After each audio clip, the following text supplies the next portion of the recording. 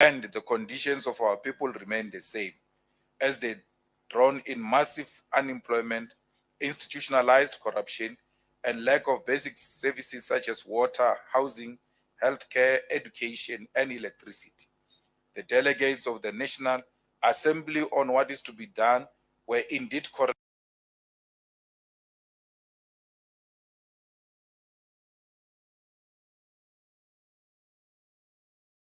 South Africa's developmental problems in the foreseeable future, owing to its ideological zigzags and the open dominance of neoliberal and right-wing politics. The former liberation movement's integrity and credibility will gradually decline because it will not address the many massive developmental challenges confronting society in the current status quo. The Congress-aligned left-wing formation have been swallowed into the reforms politics of patronage and will never regain integrity to pursue real working-class struggles anytime soon. The trade union movement, which is supposed to defend workers' interests, will soon be swallowed into the same politics of reform. All those who push for a radical agenda will be isolated, banished, and portrayed as anti-government. The majority of people in informal settlement, townships, villages, and other poor communities will disengage from mainstream politics and not vote in successive elections. The youth movement has been turned into a lapdog sent to repeat what the incumbent government leadership says. Puppet youth leaders will be rewarded with cabinet posts and other perks to sustain their puppet status. Victimization of those who are suspected of being part of the political alternative to the former liberation movement will increase, with the threats of arrest, assassination, and the possible manipulation of the justice system. The middle class will further drift away from the former liberation movement and beef up the neoliberal alternative. Service delivery protests will intensify, and workplace stoppages in the mines and on farms will also continue in higher volumes than before, thus worsening the economic crisis South Africa is experiencing. Mine workers will become more militant and will fight struggles for their economic survival. Any form of generalized uprising will be harshly suppressed by the state machinery in an attempt to prevent it from escalating to a level where a sitting government can be toppled. The youth will become more disgruntled under the leadership of the ANC, and like in previous elections, the youth will be fed so many empty promises on education and jobs which will never be created because there is no radical, convincing plan on how this can be done. South Africa has been turned into kleptocracy, with government leaders openly looting state resources, pursuing self-enrichment, and classifying reports and processes that seeks to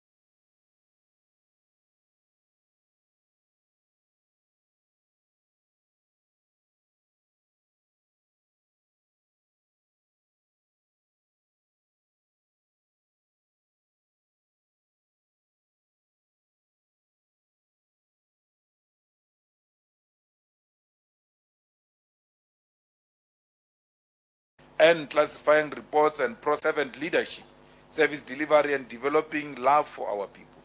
This is in his community. The EFF's cleanup campaign entailed the removing of illegal dumping sites in our communities and fixing sewer leakages which pose a health hazard to our people. This campaign, which is held every Saturday, has led to various political parties and municipalities embarking on cleaning campaign, an initiative we are proud of as it shows that the EFF leads and others follow.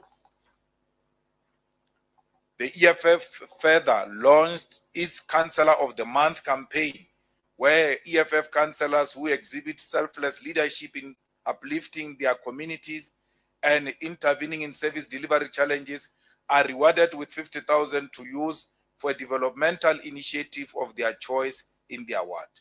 Further to this, the EFF has hosted birthday celebrations across all provinces of South Africa in old age homes,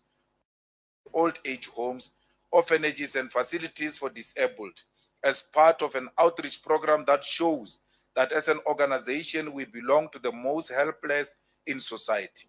This organization of the poorest of the poor has donated to institutions that take care of those who are the most fragile in our society, essentials such as solar panels, infrastructure improvements, kitchen essentials, water purification systems, and groceries. These interventions have been made at the following centers: Elkana Children Care Center in Western Cape, Zanele Mjali Disability Home in Gauteng, Mogalakwena Hospice in Limpopo, Sionqoba Day Care for Disabled Children in Mpumalanga, Entokozweni Children and Elderly Care Center in KwaZulu-Natal, Bukamusobabana Children's Center in the Free State, Ekupumuleni Old Age Home in the Eastern Cape. The EFF will visit Legae Muteo Child and Youth Care Center in the Northwest and Homotsego Old Age Center in the Northern Cape to make more meaningful contribution in the lives of the vulnerable, as that is the character of the EFF. We encourage all members of society to assist this institution with any form of donation to help them continue with the good work they are doing. The EFF has donated 100,000 to all orphanages, old age homes, and centers for disabled were visited. On top of the improvements we have made to these centers, we will appoint a full-time social development manager to make sure that all the adopted NPOs and NGOs are properly coordinated and given the necessary support. Over the past few months, the EFF has been showcasing the stage play Luruo across all provinces of South Africa to teach our people about the history of the EFF in a thematic format. This incredible artistic expression of the revolution has been a great success and a lesson of how neglected the arts are in South Africa, as many areas do not have theaters in South Africa. In Limpopo, there is not even a single thing that looks like a theater. As part of cultivating a culture of learning, reading, and writing, the EFF launched the EFF essay competition, wherein learners from grade 10 to 12 were encouraged to write essay in any of South Africa's official languages. The EFF received a total of 144 essays with 11 official languages and all 9 provinces represented. The EFF salute all the young people who took time to study the history of the EFF and express themselves through written work. The EFF will give 40,000 reward for each winning essay in each official language. EFF also launched EFF Poetry Competition, where all poets were invited to submit poems reflecting on the 10 years existence of the EFF to stand a chance of winning 50,000. The EFF has received 360 poems with 10 official languages represented, and we commend all those who take pride in the art of poetry for participating in this initiative to promote their craft. All essays and poems will be marked by independent, highly qualified assessors, and the winners will be announced on the 27th of July at the dinner of the EFF to be held at the Emperor's Palace. We are pleased to announce to the people of South Africa that we have received a total of 100 cows as part of the donation made to the EFF ahead of the 10th anniversary rally. These cows come as an appreciation from the people from all walks of life, of the life of the EFF and what this mighty organization has done for them.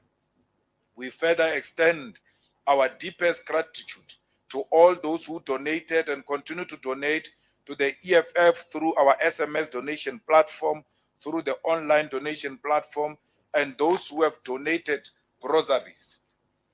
Your efforts have shaken the enemy who does not want the revolution to be funded. The revolution must be financed, so continue donating more and shame all those devils who want the EFF to fail. The EFF has further launched the 5th Jazz Hour album to mark the 10th anniversary of the EFF. The album consists of 25 songs which range from the traditional revolutionary songs, jazz, Afrobeat, Bacardi, Amapiano, and gospel music. We encourage all our people to download the album for free on the EFF website, effonline.org. Music is a central part of the revolution, and we must always celebrate it. The EFF 10th anniversary rally will be an occasion to be celebrated by all sectors of society and distinguished guests, and we have invited representatives from diplomatic embassies, international guests, leaders of different political parties, union leadership, traditional leadership, leadership of churches and the business sector, prominent members of society, and the structures of the EFF across the continent and the student command. In our 10th anniversary month, the EFF will host numerous community meetings to invite our people to the celebration of this glorious movement. Further to this, the EFF will host and participate in the following programs as part of build-up to the 10th anniversary rally of the EFF at the FNB Stadium on the 29th of July 2023. Today, we will host a commemorative walk from Uncle Tom's Hall to Hector Peterson Memorial Square to observe 10 years since the decision was taken to form this gallant movement of the poor. We will further today have an address at Hector Peterson Memorial Square to reflect on the journey we've taken since we gathered on the square in 2013 and pay tribute to the brave youth of 1976 which continue to inspire us. The EFF will this afternoon at 3 host an exhibition at Uncle Tom's Hall which will depict the 10-year history of EFF and all the trials and tribulations and successes we have achieved in our decade of unbroken struggle. On the 14th of July 2023, the EFF will form part of a media engagement titled A Frank Dialogue led by Dr. J.J. Taban. In this dialogue, various editors will receive an opportunity to engage with the president of the EFF uncensored and reflect on the 10-year journey of the organization. On the 22nd of July 2023, the EFF will host will begin at Alexander Stadium in Johannesburg and proceed throughout Sandton to mark the festive nature of the EFF ahead of the Great Red Festival of the Poor on the 29th of July 2023. The EFF will host a public lecture at the University of Cape Town on the 24th of July 2023 to be addressed by the esteemed Pan-Africanist scholar P.L.O. Lumumba. This lecture will give succinct history organization as championed to the struggles of liberation throughout the history of Africa. As an organization that owes its existence to the sacrifice of the brave miners of Marikana, the EFF will host 10th anniversary birthday celebration at Marikana on the 26th of July 2023 to pay tribute to those brave workers who showed us what it means to be brave and fight for African dignity.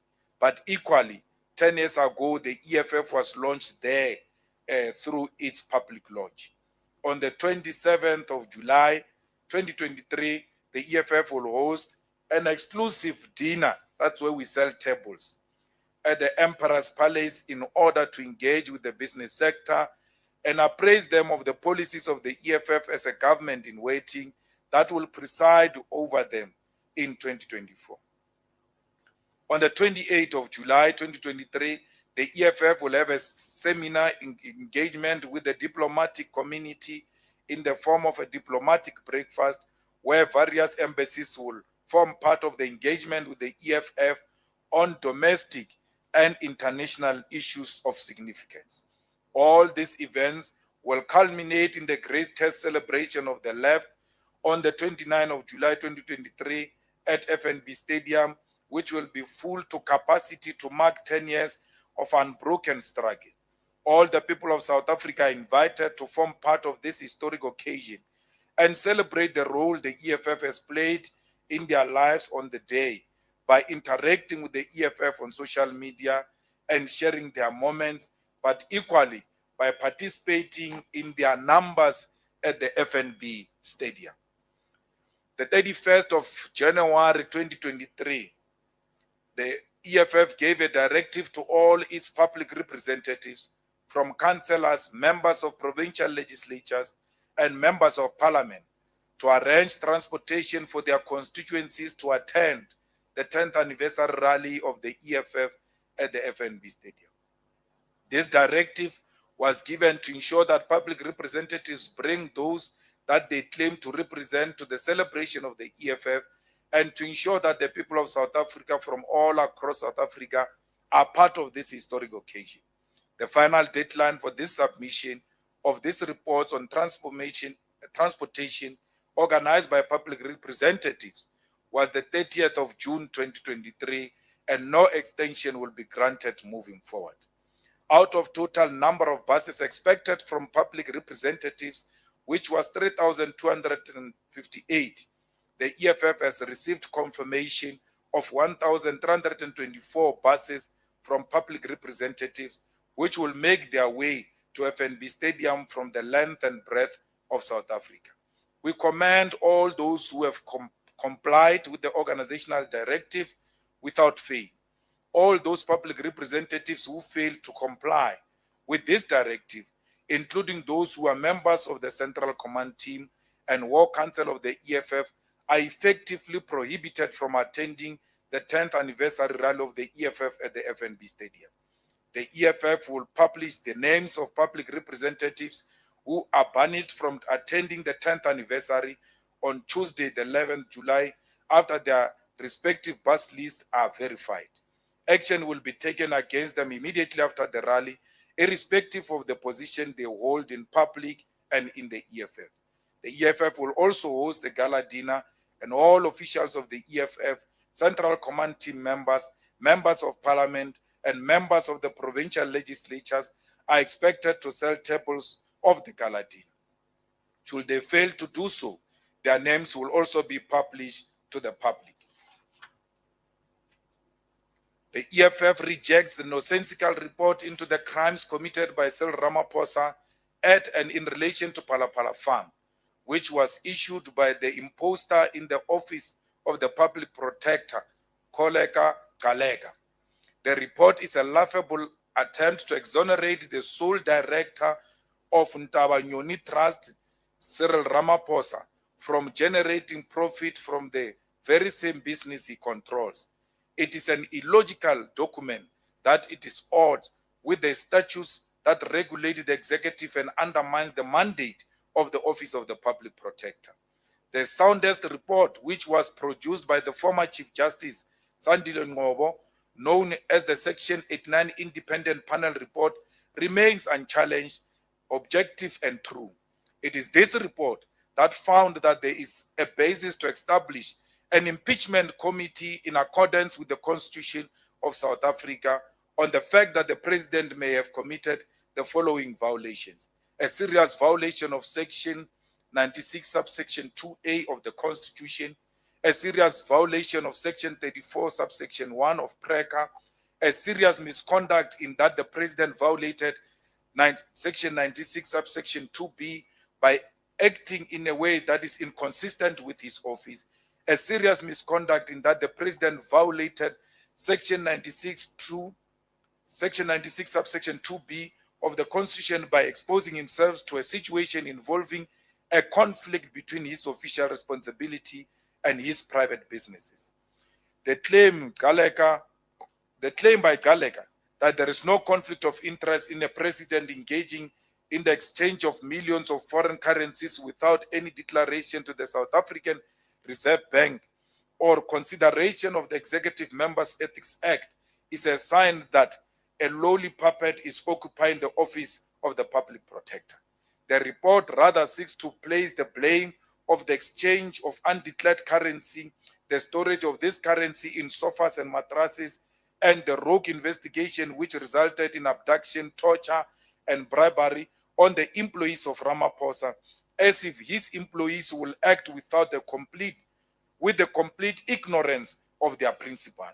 It is a report that is not worth the paper it is written on and must be rejected by all sound-minded South Africans. The EFF will explore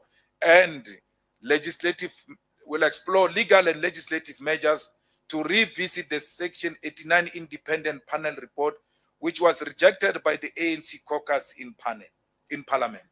The report compiled by former Chief Justice Sandile Ngcobo was rejected in Parliament under the pretense that the report is being reviewed in the judiciary. After the ANC abused its majority in Parliament to hide corruption, Ramaphosa then proceeded to withdraw his court challenge of the Phala report on the basis that Parliament had rejected the report, revealing a rotten collusion within the ruling party to bury the Phala saga by lying to the nation and Parliament.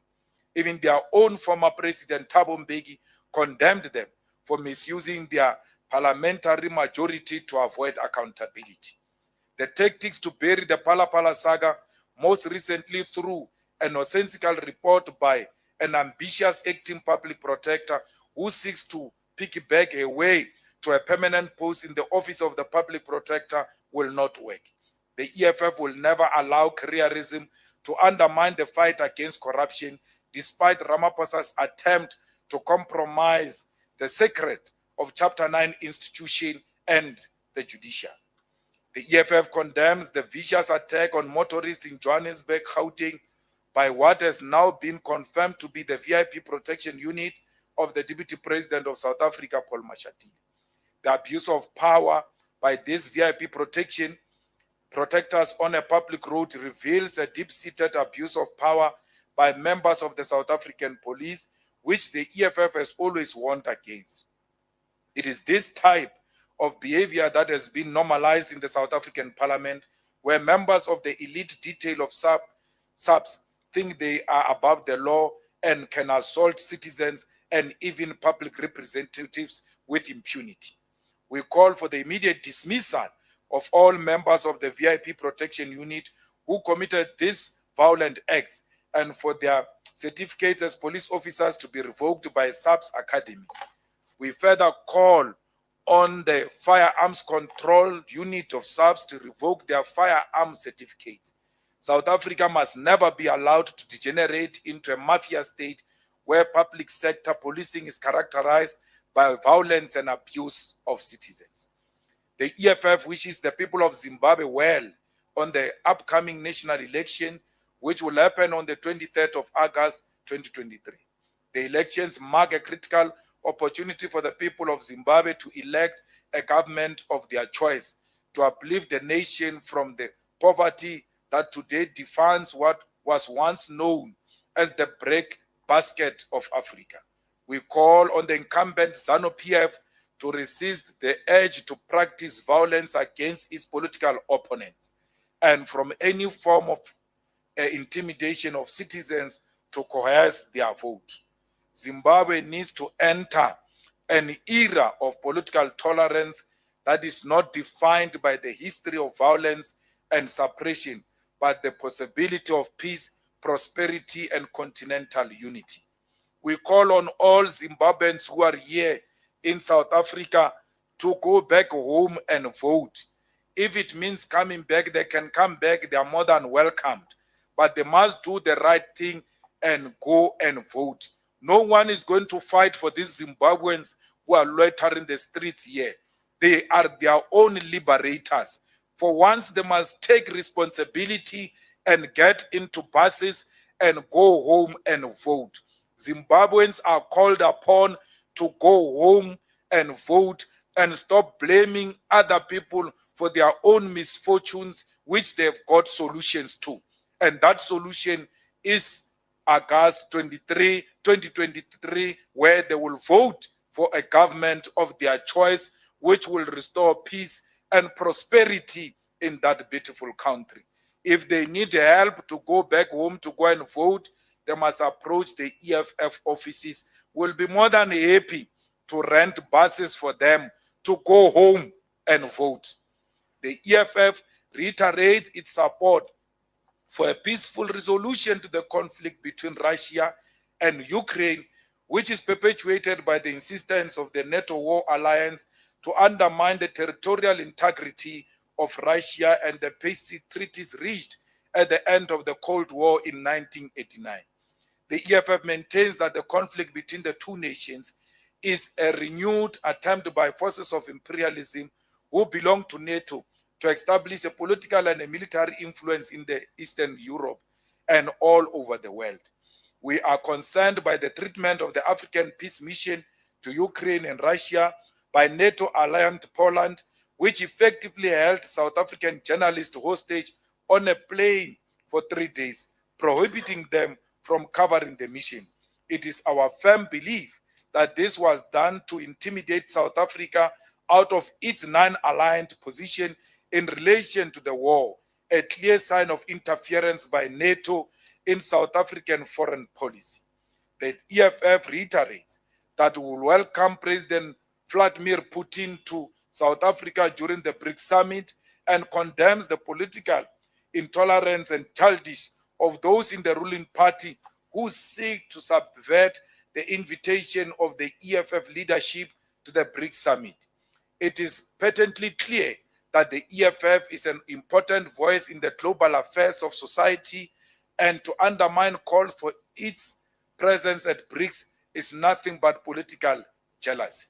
The EFF is saddened by the loss of life which has occurred in the early hours of this morning after a gas cylinder containing nitrate oxide leaked at the Angelo Informal Settlement in Boksburg. The EFF has constantly warned of the dangers of transportation of hazardous substances on our roads as part of the consequences of a collapsed railway infrastructure. This tragedy, which happened so soon after the gas cylinder explosion in Boksburg in December 2002, should be an instructive lesson to revive our railway industry and protect our people. I don't think this paragraph is correct. It's extremely wrong. The EFF wishes the pride of Africa, Banyana Banyana, well as they head to the 2023 FIFA Women's World Cup in Australia and New Zealand. Banyana Banyana represents supporting excellence as winners of the Women's Cup of Nations, WAFCON, in 2022, and must be supported in their fight for dignity against the male-led and politicized South African Football Association. We reiterate our call for Banyana Banyana to receive equal pay as their male counterparts and the necessary bonuses for their participation and progression in the World Cup.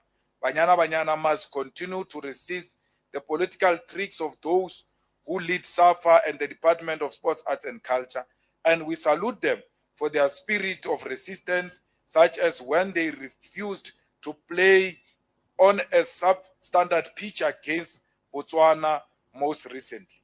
We wish Banyana Banyana well, and may they bring the trophy home. I thank you.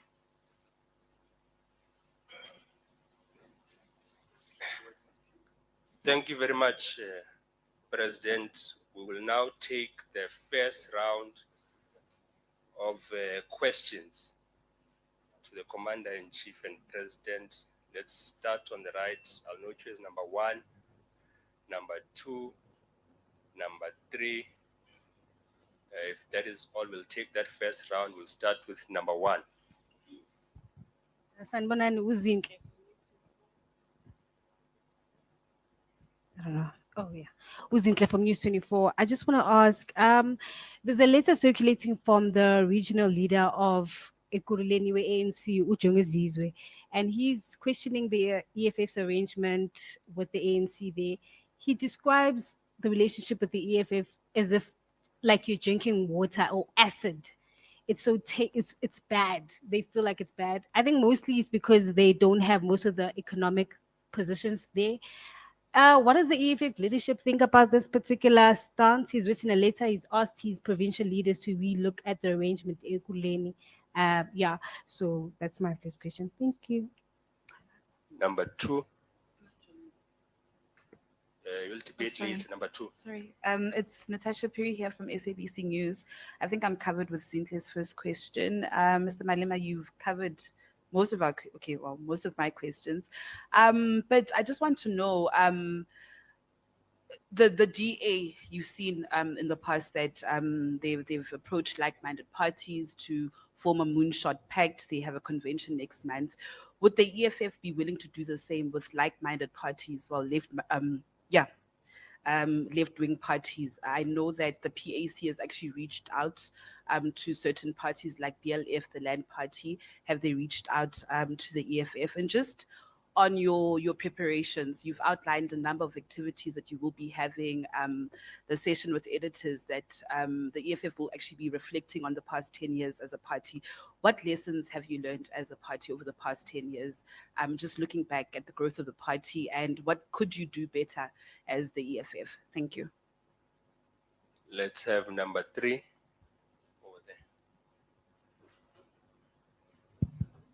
there. Thank you very much. I'm not sure if Natasha's fully covered my Name and sorry. media house. My name is Sisanda Mboleko from the Sunday Times. Apologies for that. I'm not sure if Natasha has fully covered my question, but speaking of the moonshot pact, or the multi-party opposition pact rather, that is being drawn up by opposition parties seeking to particularly unseat the ANC and keep the EFF out. Those are their words. I wanted to ask from the leadership, what do they make of this particular exclusion from this pact from parties that seek to unseat the ANC ahead of 2024? Thank you very much. Thank you very much, President.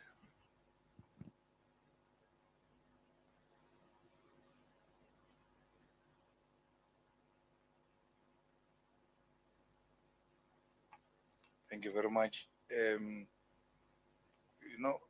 don't know how I'm going to answer for the ANC in Ekurhuleni, because firstly, they didn't write to us, they wrote to their own ANC. But I was laughing yesterday. I was with Vuyani when I saw it on Twitter, and I was so excited by that letter of the ANC and what the ANC is asking for, because in a typical street language, I was like, my boys are suffocating them, because they thought they were going to deal with small boys who they will just run over them, and they're showing them flames. So we've got them by the things, and they're screaming, and we're squeezing very hard, not play. So why must I complain? If they take out the EFF in Ekurhuleni, so be it. It's not because the EFF did anything wrong. The EFF refused to be part of corruption. They refused. Jongezizwe says in that letter, this relationship is going to destroy the ANC, because the EFF has not given them any space. So it has taught them a lesson. So you can't then say you really have a problem with people who hate you for doing the right thing. They're not saying the EFF is not delivering to the people. The EFF confronted them in a very harsh way about how they are engaged in the sabotage of electricity in Jamestown through their manager, who's an ANC aligned, deliberately switching off electricity so there could be revolts by communities. But because the EFF is there on the ground and knows how they operate, they tell them, we know it's you who did the following things. Why would you say you're part of government and go and engage in electricity sabotage against your own people? The leadership we have here in Gauteng is quite all right. We're happy. They must continue to suffocate the ANC and everybody else. They are not saying they are incompetent.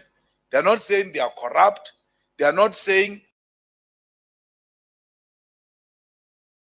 this. For Sloras, we went marching to the graveyard. When we marched to the graveyard, we passed a leaking sewer system there. Went to the graveyard. I just looked at them. I looked at the sewer. I said, what is this? And then we went to the graveyard. When we came back, the sewer was fixed by the EFF leadership. Not application is Saturday, the offices are closed. Graveyard, bury, 30, 40 minutes, 1 hour, the longest. Come back, the sewer was fixed. We are hated because we will do what we say we will do. There's one white lady who did a video and said, I'm very scared of the EFF because they will do what they say they will do. That's what makes me be scared of them. So we will do what we say we'll do. And the ANC hates that. I asked TK many times. I asked Panyaza many times. Why would you not clean the city of Joburg? Something that we all see every day. It's a mess. Go to the North taxi rank now. There is a pile of dead there. We said we gave them Joburg. They are running Joburg. We've got an MMC.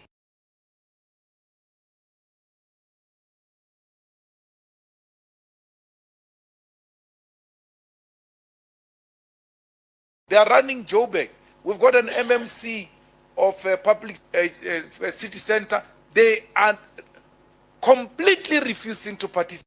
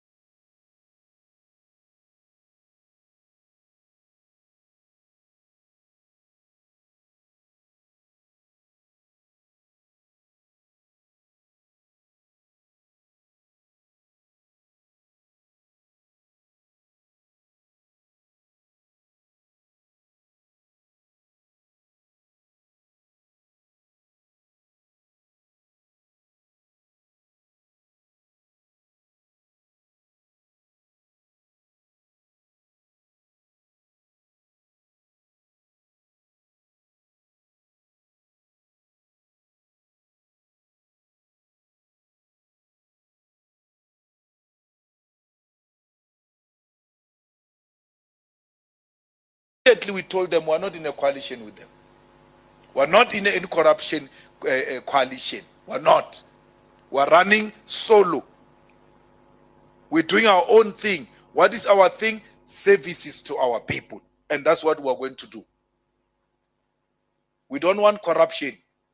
We don't want these leaders to meet officials of the municipality outside the office of the municipality. It's not our Malema position. It's what this leadership of the EFF said.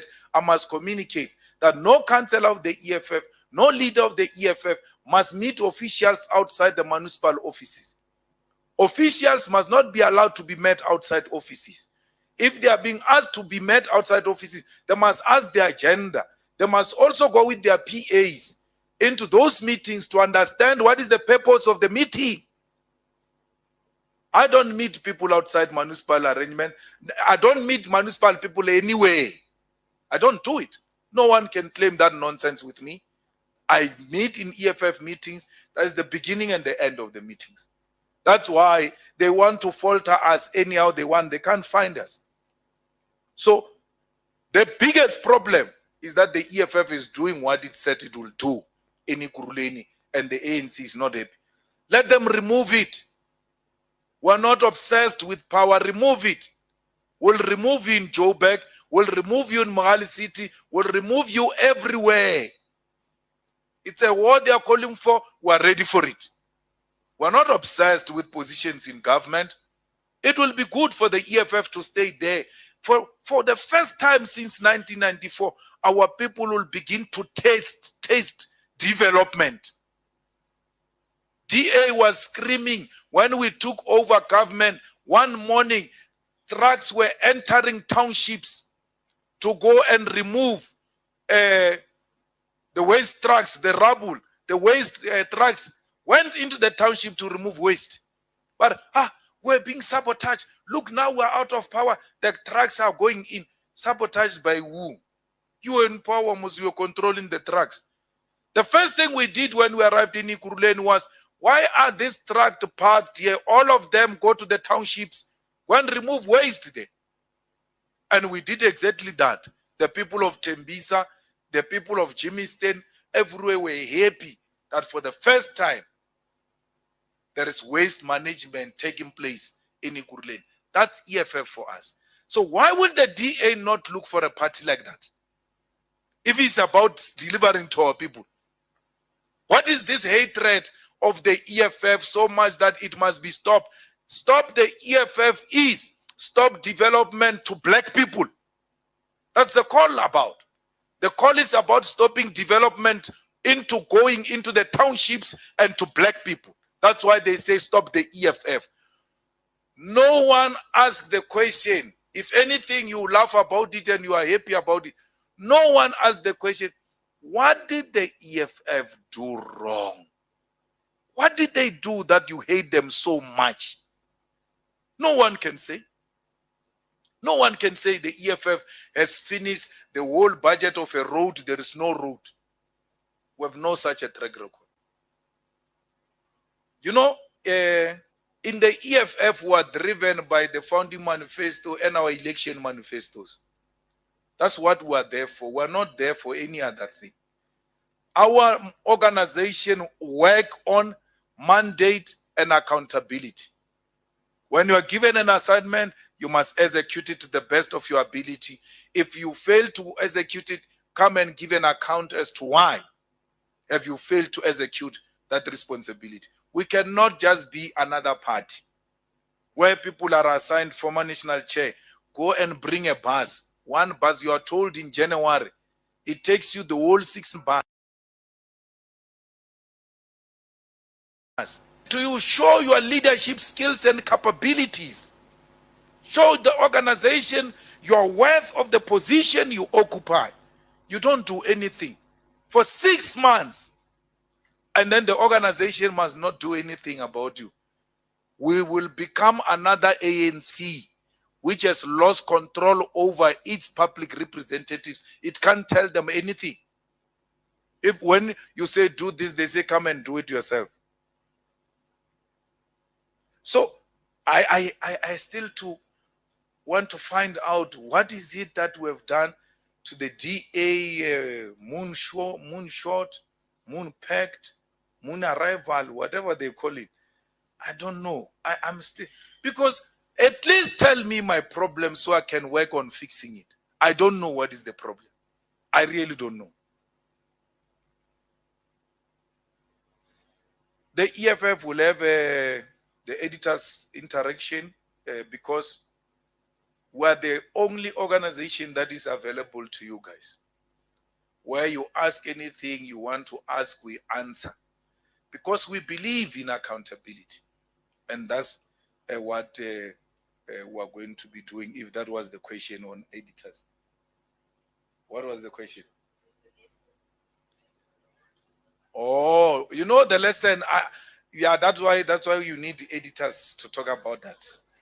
Because there you'll talk to me as an individual, but as a leader, but individual, that type of interaction, because now I speak for all these guys. But one of the lessons I learned is that I will never form another political party. I will never, ever do that. It's the most difficult thing ever.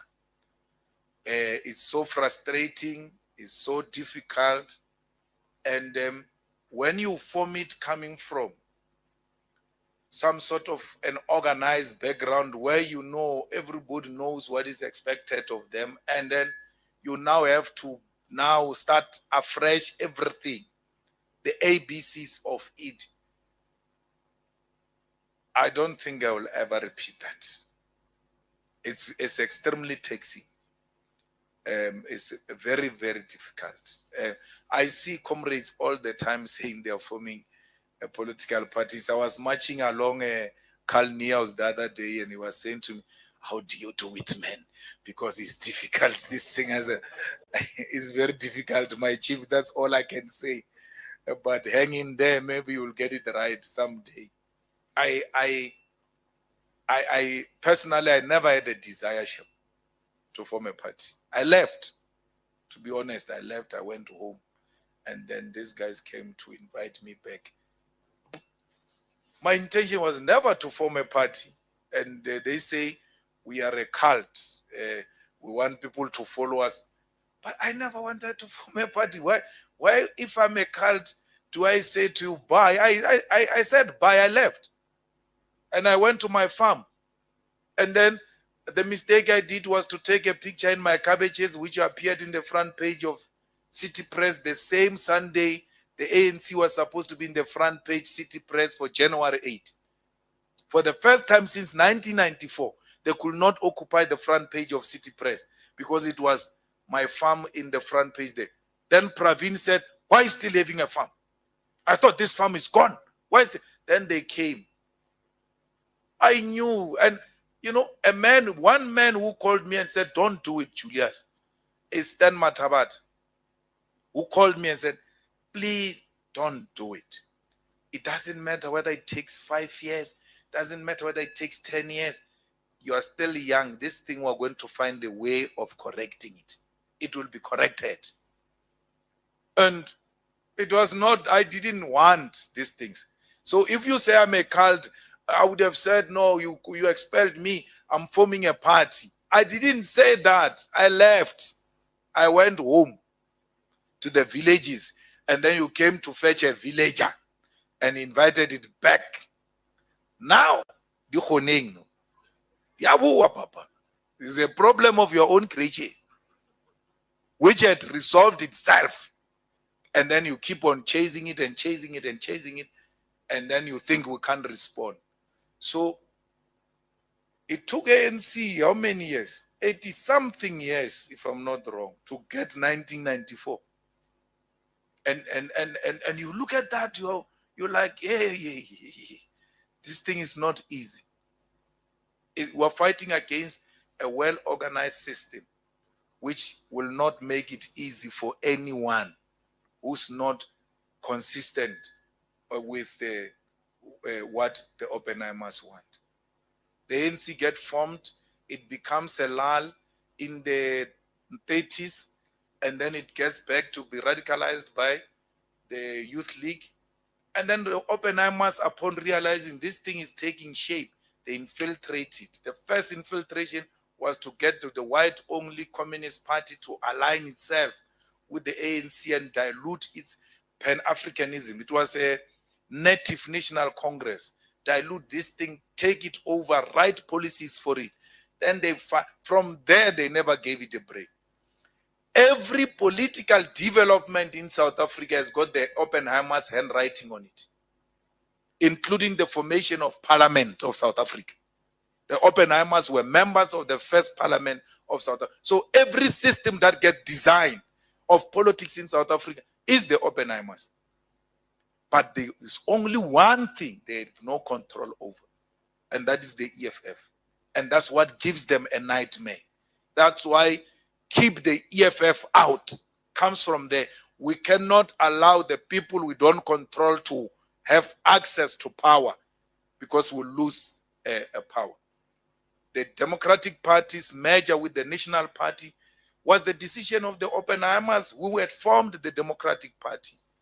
And everything subsequent to that, that woman, Mampela Rampila, now Herman Mashaba, Musima Imani, Rise Africa, Shiluba, all of them is Oppenheimer's.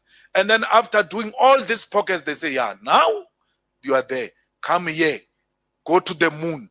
You must get into this thing and go to the moon together. We are not going to any moon with anyone. We are remaining here. They can go to the moon alone. We are not part of the moon. So Oppenheimer has got a problem with the EFF because they've got no access to the EFF. So that's where the biggest problem comes from. Now that they don't have a control over the EFF, they pass a law and say, no, there is a law called political party funding. We want to know who's financing these people. Then the EFF says, you want to know that. And then you put a threshold of 90,000. The Oppenheimers want to know who's financing everybody because they want to know everybody. Let's break the 90,000. Donate 30 rand. Then we don't account to the Oppenheimers about who gave how much. You are not under any Oppenheimers obligation to declare. Give us 30 rand. When you want to give us more than 100,000, we tell you, hey, don't do that. There is a white man here called Oppenheimer who's waiting for that report, wanting to know who's financing the EFF so that that person can be chased and be destroyed. We're not going to allow it. The Oppenheimers have made their match. They plan this way, we plan that way to counter them because we don't want to be accountable to the Oppenheimers. That's what this EFF is about. So under the circumstances, if someone was to say to me, he wants to form a party like Ace Makashule is threatening to form a party.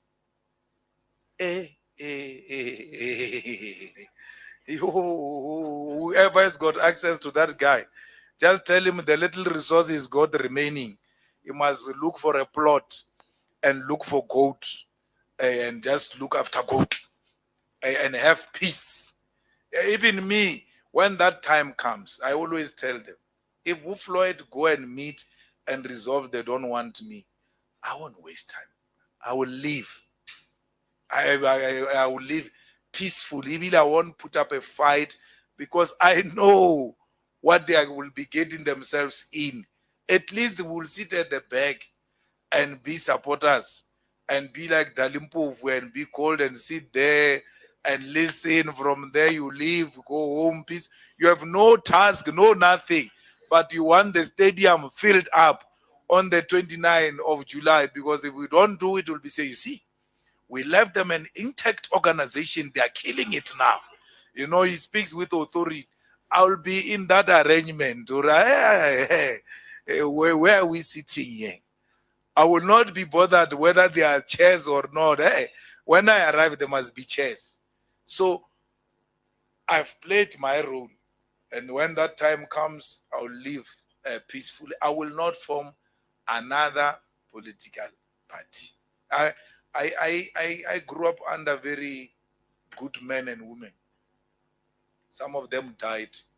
They didn't have positions. But they died very good people with good standing in society and they required no position. I think I've reached a point where you can't do anything.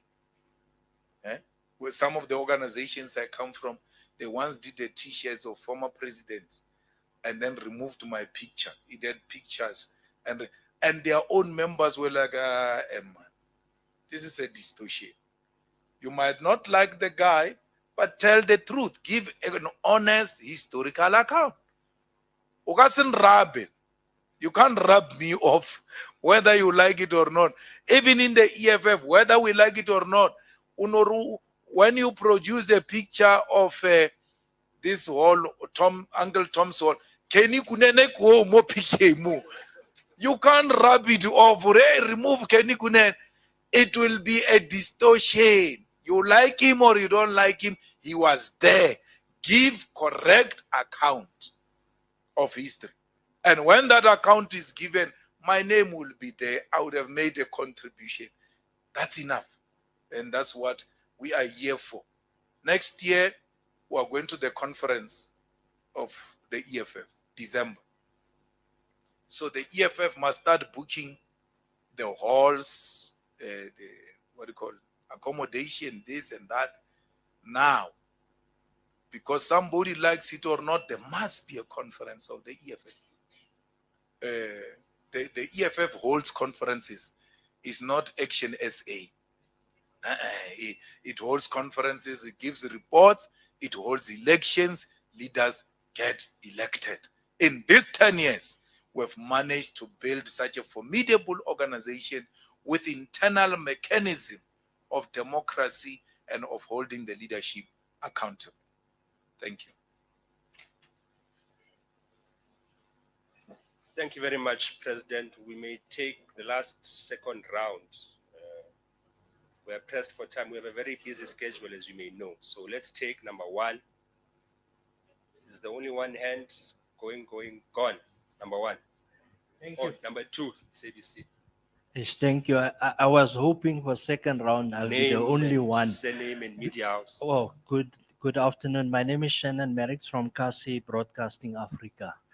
I wanted to ask questions on the EFF cardinal pillars, but let me not ask too many questions.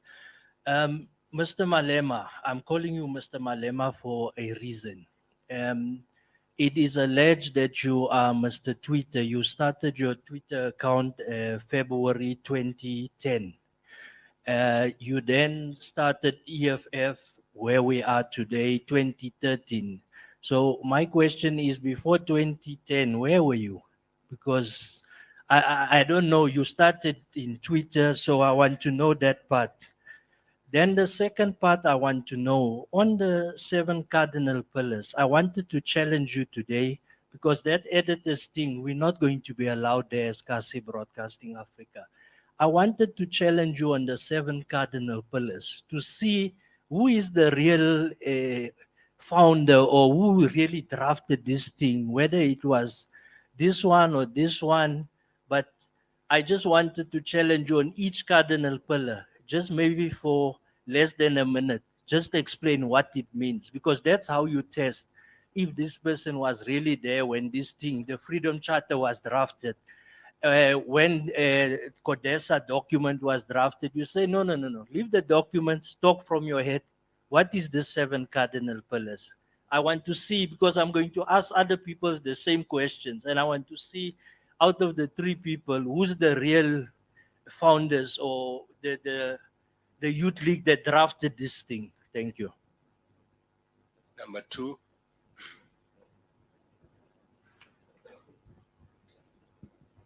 Just a reaction from my colleagues on the passing of the struggle stalwart, Isapahad. Thank you. Isapahad.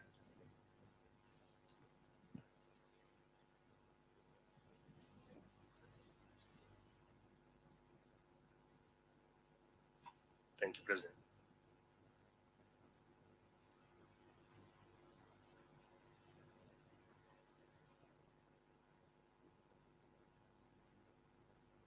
Thank you very much. We really send our sincere condolences to the family of Eso Pahat, the struggle veteran who also served in the office of the president and a very close friend and confidant of President Mbeki. We really like to send our deepest condolences. We value and cherish their contribution to the struggle for political emancipation of our people.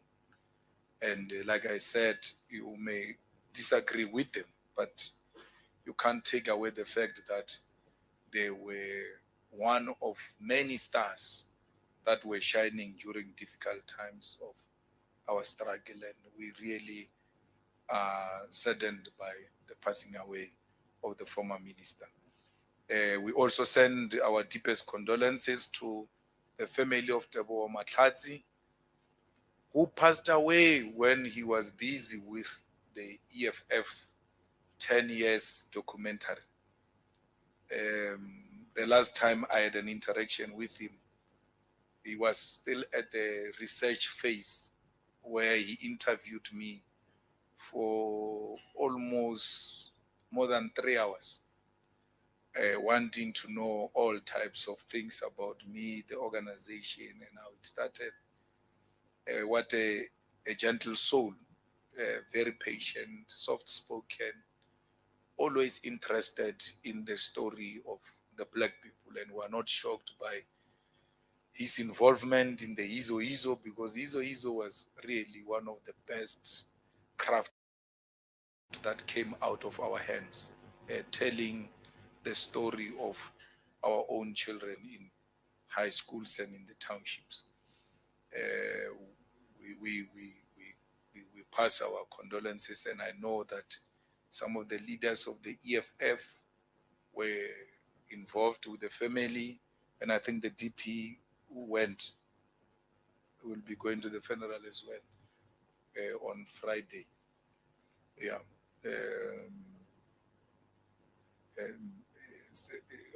You can't say you knew me from Twitter in 2010. I didn't have Twitter in 2010 because someone had. So this Twitter account of mine was a parody account. And then Floyd said to me, I know the person who's running that parody account in 2013 when we were forming the EFF. So we realized we're going to need that account. So we met the guy and then we had a discussion with him. He voluntarily handed over the account because he said he was also worried that since we're no longer participating in the Youth League, what is he going to do with the account? And it has got so many followers.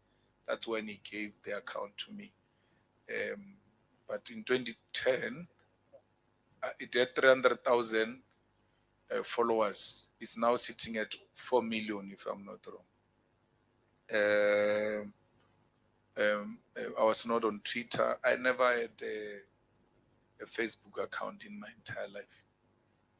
So I'm not big on social media. So I don't know why would I qualify to be Mr. Twitter, because even now I don't tweet a lot. I just retweet. From time to time I'll tweet. And when I tweet, everything else must stop so that the tweet can have analysts. Imagine men and women leaving their homes to come and analyze their tweets on national TV.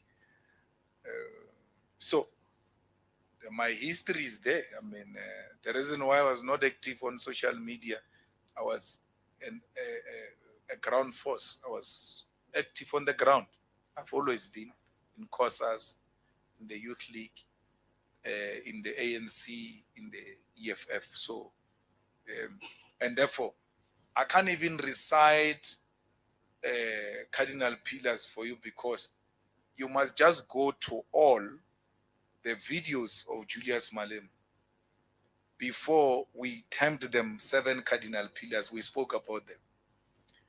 And then these kids who say these things are theirs, you look at when did Julius Malema say this? And then you look at the age of that child who says he owns the cardinal pillars. For sure, when we were making utterances about expropriation of land without compensation, nationalization of mines, free quality education, and all of that, for sure, they did not even have an ID. Some of them, they were too young to have an ID. The things that we said long time ago, some person without an ID at that time claims those things belong to them. We radicalized the Youth League. You go and not too far, just go and listen to my speech of the 2011, both the opening and the closing address of the 2011 Youth League Conference. And then go and ask these ones who say those are their things. How old were you in 2011? Then you will know who's lying about those things. But we don't own them. These are the demands of our people. They belong to a generation of economic freedom fighters. It's a generational clarion call. And therefore, these economic freedom fighters are found both in the EFF and the ANC and everywhere else in society. We still have men who are trapped, by the way, in the ANC, who are completely EFF, in blood, in soul, in action. But the stomach is refusing them to leave. What is difficult is the stomach. But they belong there. As I speak now, some of them are chasing their children away, or you are making noise. They are listening as we speak now. And they are wearing ANC regalia as they are listening, because they know where they belong.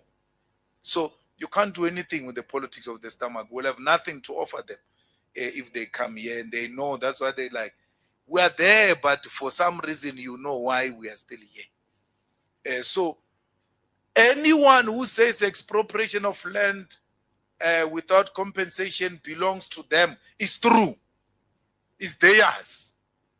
Let them own it in as much as we own it. It's like a person saying to you, this struggle song is ours. No, no one owns the struggle song. No one has ever sat down to write a struggle song. Many of these struggle songs, by the way, come from the church songs. So a person just wake up one morning and say, yeah, that's our song. That's our song. You can hear this one is intellectually challenged. You cannot own the demand of the land. It belongs to Sebokwe in the same way it belongs to Dube. So no one owns the demand for land. It belongs to the black people who suffered from land dispossession. And all we do, and the EFF documents don't lie. People must read. They say, we inherited this struggle from those who came before us. We are not the originators of this struggle. And standing before you here, we don't claim to own the intellectual properties of the struggle for economic emancipation. It belongs to the people. Let the people own it. So really, that's all we have to say. But all we are saying is that the EFF, after all of this was dumped in a dustbin by the former liberation movement, we went, took it out of the dustbin, cleaned it up, and continued the struggle. Many of them were ashamed to even mention the Freedom Charter. The most neutral document that is wishy-washy, they still don't want to mention it. Can you imagine the 1949 program of action? Some of them don't even know it. That's why they can't mention it. So all we did was to say, but that generation of Sebokwe, Mxolisi Majombozi, Mda, and Lembede, Sisulu, Tambo, Mandela, that generation had a clear mission of radicalizing the struggle of South Africa from a struggle of deputation into a struggle of mass action and international solidarity. So why should we abandon that? Because to abandon that will be to betray that which this comrade stood for. That's why you see that radicalism alive today is because we owe it to generations before us. And that's what makes all of us proud, that the EFF has continued with the generational struggle. And on the 29th of July, we are going to be celebrating that we defeated the ideological and psychological onslaught on black people who were meant to feel sorry and to apologize for their demands. At some point, no one could mention land. It was a taboo. And that's what we're celebrating on the 29th of July. That's why someone says to me, yeah, you and Mzwanele Manye, you were calling each other names. Now you are together. Okay, why don't you say me and Mzwanele Manye, were agreeing when he was a BMF president and I was in the Youth League about the radical economic transformation. Because we were together, we were pushing it together at that time. And then we come to disagree on some technical issue, not on a fundamental political ideological perspective. On a technical issue, man, Mani, this Gupta man, ungathi uzomosha manyara hayi wena uyiboni wait. That's that. It is not ideological. Show me and Mani where we disagreed ideologically from where we come from when he was in the BMF and I was in the Youth League to where we are now. We disagreed on one issue, which we said anyway, even about President Zuma, that Zuma is not our enemy. It's an irritation that is distracting us from engaging the actual enemy. We even designed a song that time when we're fighting Zuma. We said, Zuma sukendleleni silwa namabu. Asilinwawe silwa namabu. We said that during that time. But because people were hearing other things, they wanted to hear. They didn't hear when we were saying, but this Zuma is not a strategic opponent. There is this issue we are disagreeing with Zuma on. And we settled it the way we settled it. We've moved past that. Gayton Mackenzie, the prisoner, said it even at that time, the ex-convict.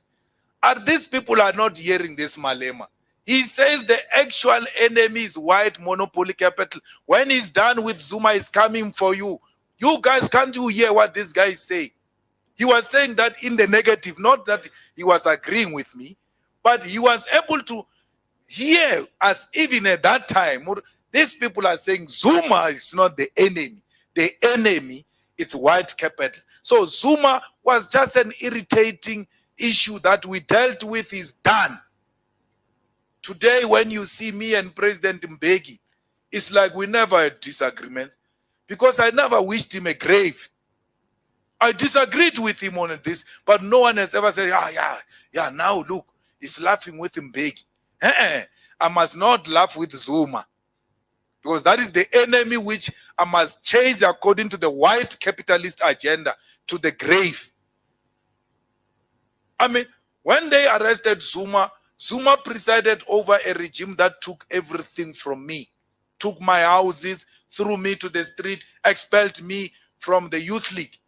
But the day they arrested him, I was pained like they arrested my father. What do you do? Why would you do such a thing? What type of resolving political differences is this? One day when I'm 60 plus, I will tell you how I tried to rescue him out of prison. Out of prison. Because my disagreement with him was never personal. It has always been political. Therefore, you can't use any of the things that happened to me personally to then want to justify why I must disagree with Zuma now, politically. I hold no grudge against no man. And I know for a fact that nothing happens coincidentally in politics. Zuma, with all what he did for us and all of that, thanks to him, 10 years down the line, we've got a formidable organization called the EFF. Not everything out of a bad situation will come out bad. The good came out of those actions. Do we still want to go back there 10 years ago? Don't we have current challenges now of electricity, of ESCOM that is dysfunctional? Instead of paying attention to ESCOM, to the high levels of unemployment, to the high levels of crime, people are still reminding us of Zuma. Ours with Zuma is not an obsession.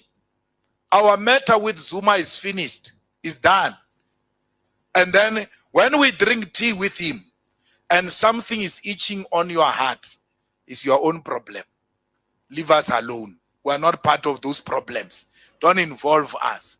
So South Africa, fighters, everyone with a car, everyone with a combi, everyone with a buggy, truck, anything in good condition, put our people inside that. Let's go and celebrate 10 years of unbroken struggle. They tried to break it.